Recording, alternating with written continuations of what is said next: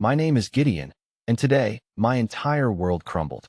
I'm not sure how I even managed to drag myself back home, sit down, and start writing this, but I need to get it all out. If I don't, I feel like I'll lose whatever shred of sanity I have left. My wife, Olivia, and I have been married for 9 years. To everyone who knew us, we were the perfect couple. We met at a small art gallery years ago, bonding over our shared love for surrealist paintings and late-night coffee conversations. She was everything I thought I wanted in a partner: intelligent, kind, and captivating. Or at least, that's what I thought until today. It started like any other Thursday. Olivia mentioned she had some errands to run downtown and might stop by her friend Margot's boutique to browse. I didn't think much of it. She often liked spending her afternoons that way. Meanwhile, I had plans to grab a quiet lunch at a little cafe I'd discovered a few months ago, my retreat, a place where I could clear my mind. When I walked into the cafe, the smell of fresh pastries and brewed coffee greeted me, just as it always did. But today, something else caught my attention. In the far corner of the room, Olivia was sitting at a small table by the window. At first, I smiled, thinking it was a coincidence that we had both ended up in the same place. But then I noticed she wasn't alone. Opposite her sat a man I didn't recognize. He was tall, broad-shouldered, and dressed far too sharply for a casual coffee date. They were deep in conversation, laughing softly, their heads tilted toward each other as if sharing secrets. My chest tightened. Something about their body language didn't sit right with me. The way she leaned in, the way he reached out to touch her hand. I froze, trying to make sense of what I was seeing. My brain scrambled for excuses. Maybe he was a coworker, or someone she had bumped into by chance. Maybe this wasn't what it looked like. But as I watched her smile at him, a smile I hadn't seen directed at me in months, I knew the truth. For a moment, I thought about walking away, ignoring it, pretending I hadn't seen anything. But something inside me snapped. I felt a surge of anger, sadness, and disbelief all at once. Before I even realized it, my feet were moving toward their table. Olivia didn't notice me at first. She was too caught up in whatever flirtatious story he was telling. But the moment I cleared my throat, her head whipped around, and the color drained from her face. Her expression was a mix of shock and panic, as if she had been caught committing some unspeakable crime. "Gideon," she stammered, her voice barely above a whisper. The man looked at me, then at her, confusion flickering across his face. He didn't seem to know who I was. Or worse, he didn't care. I didn't say a word. Instead, I pulled a folded piece of paper from my pocket, one I had intended to use for jotting down thoughts or ideas. With trembling hands, I grabbed a pen from the table, scribbled 3 words, and placed it in front of her: "Don't come home." For a second, no one moved. The entire cafe seemed to fall silent, the only sound the faint hum of the espresso machine in the background. Olivia's eyes widened as she read the note, her lips parting as if to protest. But I didn't wait for her excuses. Without another glance, I turned on my heel and walked out, leaving her and her mystery man behind. I made it back to my car before the full weight of what I had just witnessed hit me. My hands gripped the steering wheel so tightly that my knuckles turned white. I felt like I couldn't breathe, like the walls of my chest were caving in. The memories of our life together, the laughter, the shared dreams, the promises we made, flashed through my mind like a cruel montage. And now, all of it felt like a lie. I sat there for what felt like hours, replaying the scene over and over in my head. Who was that man? How long had this been going on? And most importantly, what the hell was I supposed to do now? As I finally pulled out of the parking lot, one thing became clear: this was only the beginning. Whatever Olivia did next, I had a feeling it wasn't going to be pretty. Driving away from that cafe felt surreal, like I had stepped into someone else's life. The image of Olivia and that man kept replaying. The logical part of me said I needed answers, but the emotional part wasn't sure I could handle the truth. My phone buzzed on the table, snapping me out of my thoughts. It was Olivia. Her name flashing on the screen made my stomach churn. For a moment, I considered ignoring it, letting her stew in her guilt. But curiosity got the better of me, and I picked up. "Gideon," she started, her voice shaky. "Can we talk, please?" "Talk," I said, my tone icy. "About what, Olivia?" "About how you've been sneaking around behind my back. About how you've turned our marriage into some twisted game." There was a pause. I could hear her breathing on the other end, as if she was struggling to find the right words. It's not what it looks like, she finally said, her voice barely audible. I laughed bitterly. Oh, really? Because it looked a hell of a lot like you were on a date with some guy. Should I believe my lying eyes? Or do you have another story lined up for me? Gideon, please, she pleaded. It's complicated. Complicated. I repeated, my voice rising. No, Olivia, it's not complicated. You either respect your vows or you don't. And from where I was standing, it's pretty damn clear which side you've chosen. There was another long silence before she spoke again. Can I come home so we can talk about this in person? No, I said firmly. You're not stepping foot in this house until you give me a real explanation. And if you think you're going to weasel your way out of this, you're wrong. Don't come home, Olivia. I mean it. After I hung up, I felt a strange mix of satisfaction and emptiness. Part of me was glad I stood my ground, but another part of me couldn't shake the gnawing pain in my chest. This was the woman I had loved, trusted, and built my life with, and now she was a stranger. As the hours passed, I couldn't sit still. I paced the house, replaying our conversation in my head. Something about her tone didn't sit right with me. She wasn't just defensive. She was nervous, almost scared. What was she hiding? Fueled by a mix of anger and curiosity, I decided to take matters into my own hands. If she wasn't going to tell me the truth, I was going to find it myself. I grabbed her laptop from the desk in the study. It wasn't something I had ever done before. I believed in respecting her privacy. But at this point, all bets were off. The first thing I checked was her email. Nothing seemed out of the ordinary at first. Work updates, newsletters, messages from friends. But then I noticed a folder labeled personal.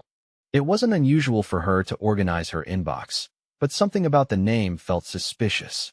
When I opened it, my blood ran cold. There were dozens of emails between her and someone named Julian. The messages were casual at first, discussing art exhibits and books, but as I scrolled further, they became more intimate. Compliments about her smile, her laugh, plans to meet for drinks, mentions of keeping things discreet. The final email was from this morning. Can't wait to see you today. Same spot, same time. My hands clenched into fists as I stared at the screen. This wasn't just a one-time thing. This was deliberate, calculated. She had been lying to me for who knows how long, sneaking around and meeting this guy while pretending everything was fine. But the emails weren't the worst part. Attached to one of them was a photo. It was a selfie of Olivia and Julian, taken in what looked like a hotel room. She was wearing a dress I had complimented just a few weeks ago, and he had his arm wrapped around her waist. I slammed the laptop shut, my heart pounding in my chest. The betrayal felt like a physical blow. I couldn't stay in this house any longer, not with all these reminders of her, of us. I grabbed my car keys and left, not even sure where I was going. As I drove aimlessly through the city, a thought struck me. If she was capable of hiding all this, what else had she been lying about? My mind raced with possibilities, each one more painful than the last. This wasn't over. I needed answers, and if Olivia wasn't going to give them to me willingly, I was going to find them myself. I drove for what felt like hours, the city lights blurring together as my mind spiraled deeper into the pit of betrayal. My phone buzzed on the passenger seat, breaking the silence. I didn't need to check to know it was Olivia. She'd been calling and texting nonstop since our earlier conversation, but I wasn't ready to hear more excuses. Finally, I pulled over at a park I used to visit when I needed to clear my head. The place was almost empty, save for a jogger and an older couple walking their dog. I sat on a bench and stared at the sky, wondering how the life I thought was perfect had unraveled so quickly. I opened my phone reluctantly, scrolling through Olivia's messages. Gideon, please answer me. I need to explain. It's not what you think. Can we talk, please? Not a single apology, just vague pleas to talk. Typical. I decided to ignore her and instead went back to her emails on my phone. I hadn't deleted the app when I stormed out earlier, and I wasn't done digging.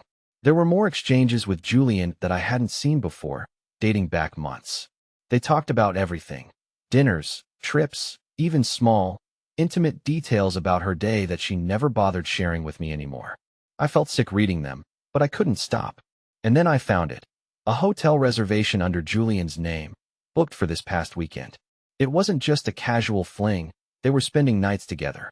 The thought of her lying to me, coming home and pretending everything was normal, made my stomach churn. Before I knew it, I was dialing the hotel's number. When the receptionist answered, I said, "Hi, This is Julian Hale. I think I left something in my room over the weekend. Can you check for me? Of course, Mr. Hale. One moment, she replied. I held my breath, waiting. Yes, we found a black leather bag in your room. Would you like us to hold it for you? My heart sank. Julian's name on the reservation, Olivia's presence in those emails. It was all real. No need, I said, my voice tight. Thanks. I hung up, gripping the phone so hard my knuckles turned white. The anger inside me burned hotter now. She didn't just betray me. She went to great lengths to cover it up. The woman I thought I knew was a stranger. But this wasn't the time to lose control. If Olivia was hiding this much, there was more to uncover, and I wasn't going to stop until I had the full story. I got back in my car and headed home, determined to confront her. My hands were steady now, my mind laser-focused. I wasn't going to let her manipulate me with half-truths or excuses. This time, I would demand the answers I deserved. When I got back home, the house felt colder than ever. The walls, once filled with laughter and memories, now seemed to mock me. Every picture, every piece of furniture, every little trinket reminded me of the life Olivia and I had built, a life that, as of now, felt like a complete lie. As I stepped through the door, I saw her sitting on the couch, clutching her phone like it was a lifeline.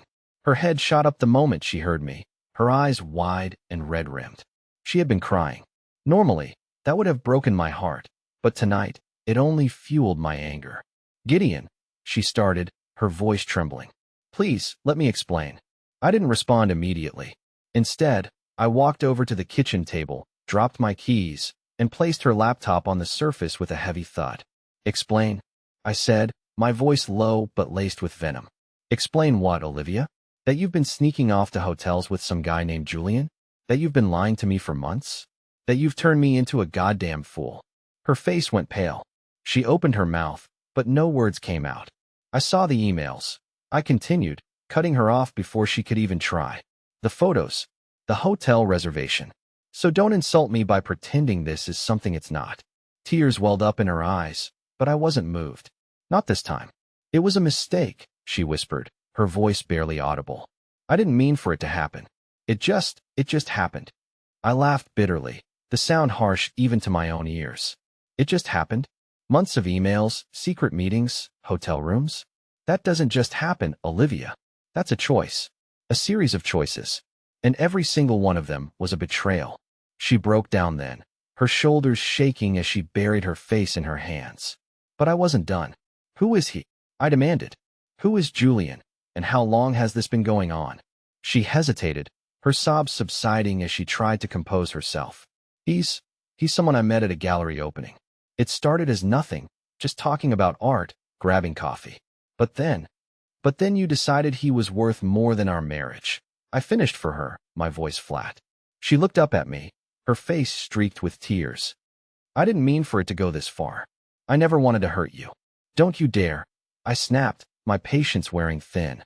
Don't you dare act like this was some accident. You had every opportunity to stop, to tell me the truth, to walk away. But you didn't. You lied. You cheated, and now you're trying to play the victim. The room fell silent, except for the sound of her uneven breathing. I could see the gears turning in her head, trying to find some way to salvage this, to justify her actions. But there was no justification, no excuse. Do you love him? I asked, the question hanging in the air like a loaded gun.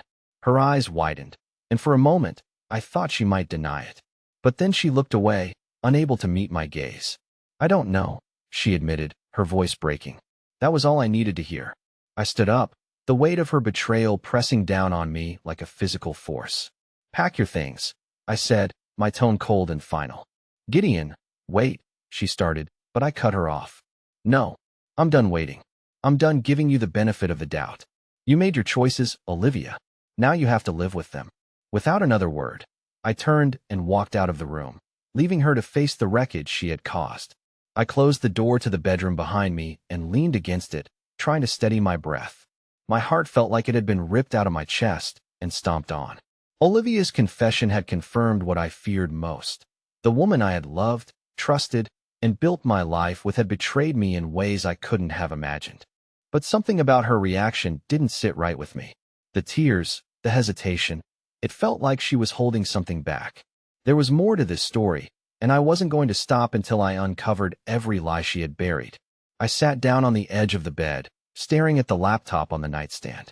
The emails I'd already read were damning enough, but I had a sinking feeling that they were just the tip of the iceberg. Opening the laptop again, I dug deeper. I went through her browsing history, her social media messages, even her bank statements. At first, it seemed like the same story: reservations, messages from Julian, subtle hints of their affair. But then I stumbled across something that made my blood run cold: a series of payments to a name I didn't recognize. The transactions weren't huge, but they were frequent, and the name attached to them was Esther Hale. Julian's last name. Why was she sending money to someone with his last name? My mind raced with possibilities. Was it a family member? Someone helping them cover their tracks? The thought made my skin crawl. I copied the name into a search engine, and within minutes, I found her. Esther Hale, an interior decorator based in the same city. But what struck me most wasn't her profession, it was her photo. She looked just like Julian, the same piercing blue eyes, the same sharp cheekbones. She was his sister. It was clear now. Olivia wasn't just sneaking around behind my back. She was financially involved with Julian's family. What the hell were they planning? I grabbed my phone and dialed Olivia's number. She answered on the first ring. Gideon, Who is Esther Hale? I interrupted, my voice sharp. There was a long pause on the other end. What are you talking about? Don't play dumb, Olivia, I snapped. I found the payments. Why are you sending money to Julian's sister? Her breath hitched, and I could almost hear the wheels turning in her head as she tried to come up with an explanation. She helped me redecorate the house, she said finally. Those payments were for her services. I laughed bitterly. Redecorate? Really? That's the best you can come up with? Because the last time I checked, we didn't hire anyone to redecorate. I'm telling you the truth, she insisted, her voice rising. I just didn't think it was worth mentioning. It was supposed to be a surprise. A surprise? I repeated, my voice dripping with sarcasm. Olivia, you've been funneling money to your lover's sister, sneaking around with him behind my back, and you expect me to believe this was all some innocent misunderstanding. Her silence was all the confirmation I needed. You're lying, I said, my voice cold. You've been lying this whole time, and now I'm going to find out exactly what you've been hiding. I hung up before she could respond, my hands shaking with anger. Olivia had underestimated me. She thought I'd just roll over and accept her half-truths and excuses. But she was wrong. I grabbed my jacket and headed out the door, my mind racing. If she wasn't going to give me the answers I needed, I'd get them myself. And I knew exactly where to start. The night air was cold as I drove across the city, but the chill did nothing to calm the fire burning inside me. Olivia's lies were piling up, and with each new revelation, I felt further from the woman I thought I knew. If she wouldn't give me the truth, I'd get it from someone who had no reason to protect her. My destination was clear: Esther Hale. The payments Olivia made to her weren't for decorating, no matter how hard she tried to spin that story. This was deeper, and I was determined to find out how far it went. Her office wasn't far, a sleek little space in an upscale part of town. I parked down the street and walked the rest of the way, taking a moment to collect myself before stepping inside. The receptionist greeted me with a practiced smile, but it faltered when she saw the tension on my face. I'm looking for Esther Hale, I said, keeping my tone even. Do you have an appointment? She asked, glancing nervously at her computer screen. No, I replied bluntly, but it's urgent. Before she could respond, a woman's voice called out from the hallway behind her. It's fine, Cheryl, I'll handle this. I turned to see Esther herself. She looked just like her photo, polished and professional, but there was an edge to her gaze that put me on guard. How can I help you? She asked, her voice smooth but guarded. I'm Gideon, I said, studying her reaction. I believe you know my wife, Olivia. Her expression barely flickered, but there was a subtle tension in her posture. She nodded slowly, gesturing toward her office. Why don't we talk in private? Her office was as polished as she was. Modern furniture, tasteful artwork, and not a speck of clutter. But I wasn't here to admire her decorating skills. What's this about? She asked, sitting down across from me. I didn't waste time. I know Olivia has been sending you money, and I know it has nothing to do with redecorating. I want to know why. She tilted her head, her expression unreadable. You should ask your wife. I did. I snapped, and she lied. So now I'm asking you. For a moment, she seemed to consider her options. Then she leaned back in her chair, crossing her arms. Look, Gideon, she said, her tone measured. Whatever's going on between you and Olivia is your business. I'm not getting involved. You already are involved, I shot back.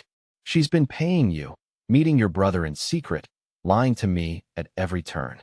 Don't act like you're some innocent bystander in this. At the mention of Julian, her expression hardened. Leave Julian out of this. Why? I asked, leaning forward. Because he's the one she's been sleeping with? Because he's the reason my marriage is falling apart. Her jaw tightened, but she didn't deny it.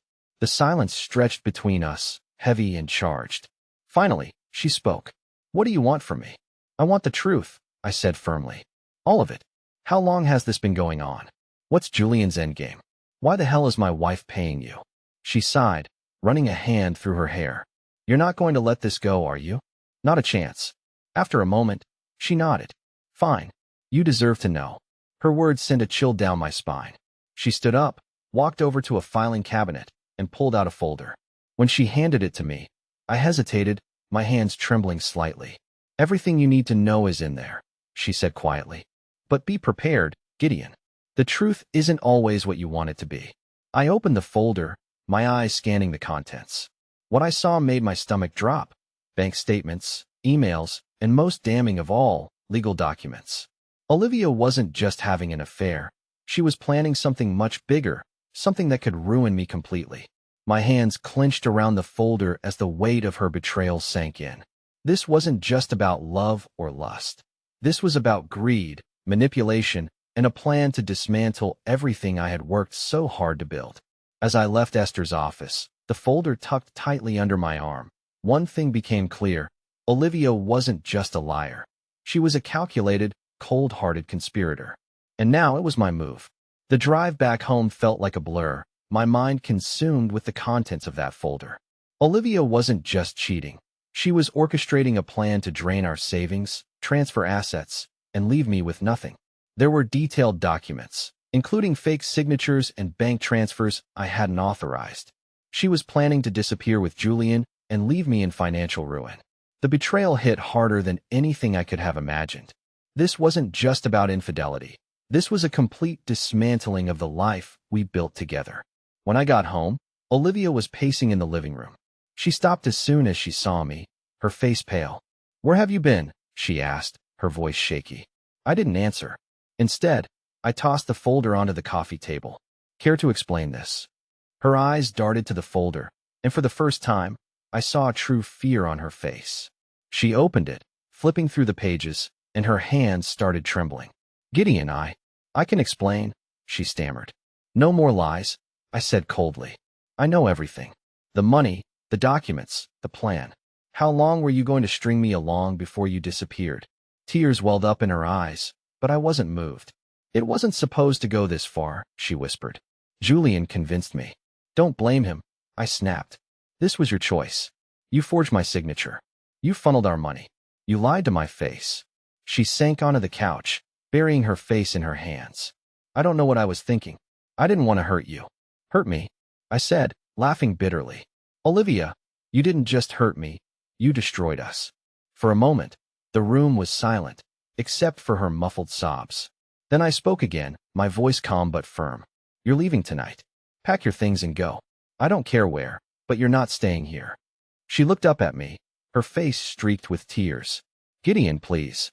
Save it," I said, cutting her off. "You made your choice. Now live with it." I turned and walked out of the room, leaving her to face the wreckage she created. I sat in the kitchen, listening to the sound of Olivia packing. Every zip of a suitcase, every shuffled footstep was a reminder of how quickly everything had fallen apart. The woman I had trusted for nearly a decade had turned out to be nothing more than a fraud. She lingered in the doorway, her bags at her feet. "Is there really no way back from this?" she asked, her voice small. I looked at her, really looked at her. The tears, the regret, it was all too little, too late. "No," I said simply. "You made your bed, Olivia. Now lie in it." She hesitated, as if waiting for me to change my mind. When I didn't, she picked up her bags and walked out. I didn't watch her go. I didn't need to. The second that door closed behind her, I felt something shift inside me.